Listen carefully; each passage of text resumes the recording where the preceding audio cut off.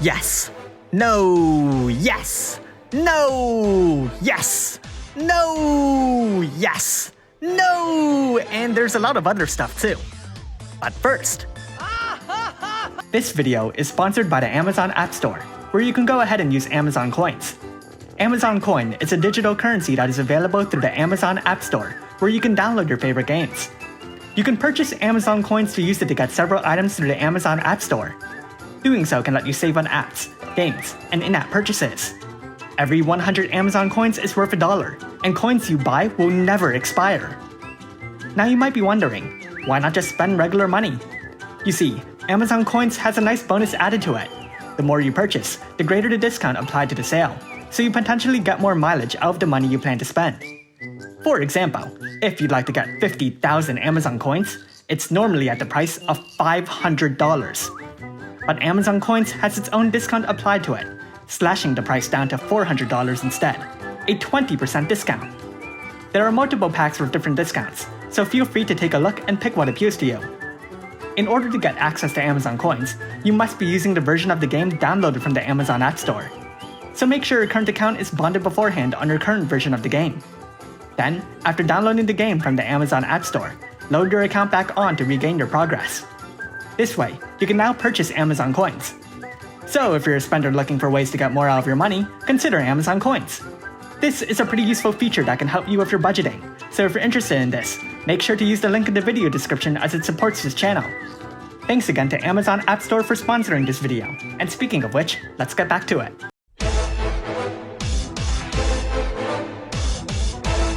Final Fantasy X-2, a game so popular that Japan didn't even try milking the player base like it does with every other franchise, has released all its units in one go in global as well. These 3 units may or may not have also been released at the same time on their first appearance, but I forgot, because only one of the 3 were really memorable. Had this remained the same going into the event, only Yuna would be notable for strong water support, but it looks like Riku is getting a buff as well. Regardless, it looks like all 3 are going to be thrown into a single banner. Having not paid much attention to previous banners that might have had similar circumstances, I don't actually remember how this will affect the rates.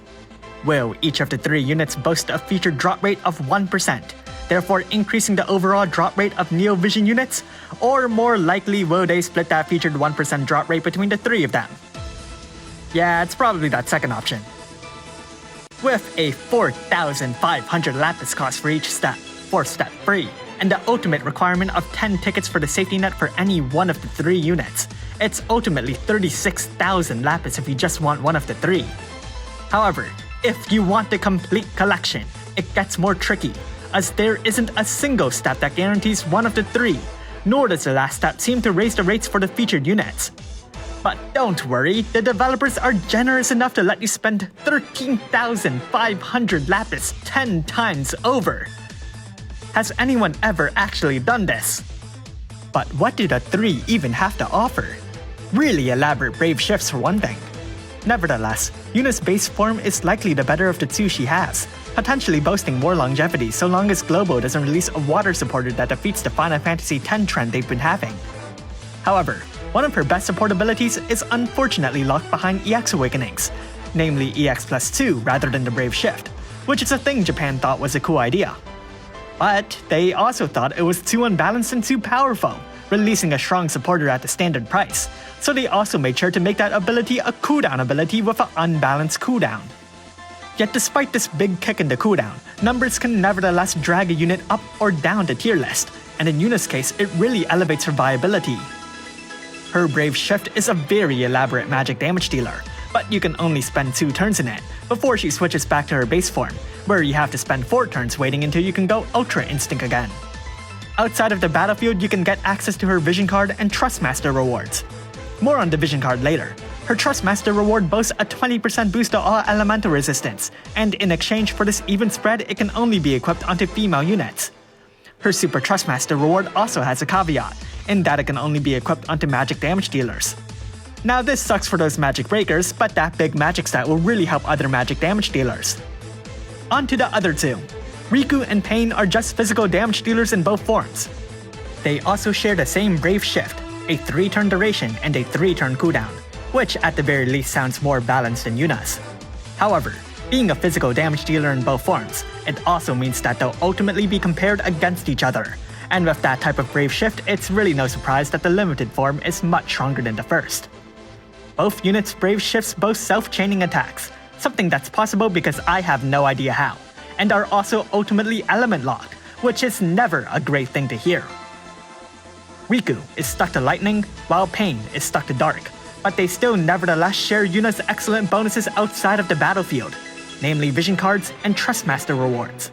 Riku's can increase damage modifiers but only for female units, and her Super Trustmaster reward is a strong fist if your unit happens to prefer dual wielding. Pain's Trustmaster reward is strong and straightforward, though her Super Trustmaster reward boasts a double approach of high stats and strong limit burst damage, though only for physical attackers. Ultimately, the three share similar rows as strong damage dealers, held back by the fact that they're pretty much element locked. But regardless, all three also boast powerful Trustmaster rewards or Super Trustmaster rewards. Despite everything going against it, it's not a bad Japanese banner at all, especially since it's being compared to a bad global banner. Whose idea was this? I can understand the idea of intrinsic ticket exchange shops, but why would you attach it to a featured unit that you've already released? Let me put this out there. I love Napi's design. She's so cute! And all of the praise goes to the designer, alongside my condolences for such a bad banner. I do have to wonder if the designer was ever reached out to regarding intrinsic abilities, as this is the first fan design unit that received one. I heard the designers of each unit got the materials to fully max them or something, so, like, will this include intrinsic abilities? That would be cool. For them. Regardless, having spent Lapis on Napi's first release, and then getting her multiple times thereafter all the way to EX+3, I can stalwartly confirm I am definitely not interested in another copy of Napi. If they attached this ticket to the Final Fantasy X-2 banner, I would have definitely understood. Like, sometimes they attach extra stuff like vision card exchange tickets or equipment exchange tickets to whatever new banner, and that can make a bad banner better or a good banner gooder. But when you attach it to a bygone batter banner blasphemously betraying bouncing boppy Napi, it just sucks. It's even worse when you see what they did with Melia's intrinsic ability. They just threw the recipe in the exchange shop where you can buy it with Gil. Now, maybe it'll cost a lot, maybe it won't. Honestly, I won't even bat an eye, because this contrast between crown crafting and lapis lavishing just makes it look more ridiculous and polarizing. I do feel like they should have just stuck with one or the other, like purchase and craft them both with crowns, or throw both in the exchange shop and tie the ticket to a more relevant banner. Or you can do both at once. Between crowns and lapis, I'd obviously prefer to spend crowns, but if the ticket was tied to a banner I might have been interested in, I wouldn't mind spending lapis if there was something I wanted. Just don't do it like this. No one will be happy about that. Oh yeah, Final Fantasy X-2. This is cool. It doesn't cost lapis or crowns, so that's always a win. There's also stuff like this, with fragments or crowns. The story continues. Oh yeah, Final Fantasy X-2. This is very cool. Of course, the stats are just average compared to the other cards you may or may not be using, but the Triple Killer Plus might make up for this. Apparently the upcoming UI update should also make it easier to search for these kinds of passives too, so I'm looking forward to that. Oh yeah, Final Fantasy X-Riku boss. She'll automatically get Machina Slayer at EX+3, and gets modifier buffs and better HP barriers. And if you're really crazy about a unit who wasn't very good, you can use crowns to further boost her attack stat to really elevate her potential. UI updates. They're getting rid of pots, doors, cactars, and snappers, and will be converting those into consumable points. The one downside is that it's going to take time to convert the stuff. They're saying 5 minutes, but we'll see. Still, I'm looking forward to this new update. Sure, it'll be a bit confusing to get used to everything, but I have faith it'll really streamline the process. They've also got stuff like batch enhancement for points, interface consolidation, and, well, honestly I hope they'll bring in an update that lets me max out Brave abilities in one go. The Chamber of Arms returns. This was a nice battle system. They're not updating the fight, so new players will likely easily steamroll everything, but if you want to have some fun, bring in some older units for a better gaming experience. Your choice though, obviously. Heroic Quest updates brings in some, what are these, kneecaps? They bring in kneecaps for Tulian, turning him from the best Earthbreaker to the best Earthbreaker. Also makes him a better unit too, that's always cool. Exchange Shop, they really should have added a ticket to this banner, it makes me really emotional. Who named this?